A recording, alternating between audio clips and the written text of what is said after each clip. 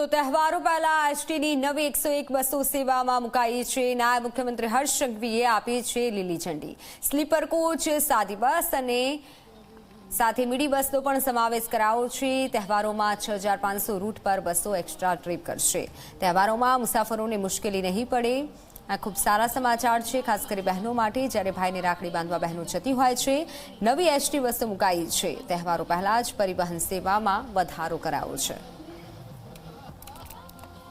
રક્ષાબંધનના પવિત્ર તહેવારને ધ્યાને લઈ 6500 જેટલી નવા રૂટો ઉપર આ તહેવાર પૂરતું રાખવામાં આવેલું છે।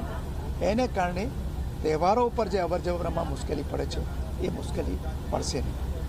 આ ગુજરાતની જે એસટી બસ સર્વિસીસ છે એ સમગ્ર ભારતમાં ગૌરવ લેવા જેવી ઉમદા સેવાઓ છે અને એને કારણે ગ્રામ્ય વિસ્તારના લાખો લોકોને રોજના પોતાના ડેસ્ટિનેશન સ્થળ ઉપર જવા માટે, નોકરિયાતોને પોતાના કામ ઉપર જવા માટે અને બાળકોને, વિદ્યાર્થીઓને પોતાને નિશાળે જવા માટે આ બસ સેવા એક ઉત્તમ માધ્યમ છે। સૌથી સલામત સવારી પણ છે અને સૌથી આરામદાયક સવારી પણ છે।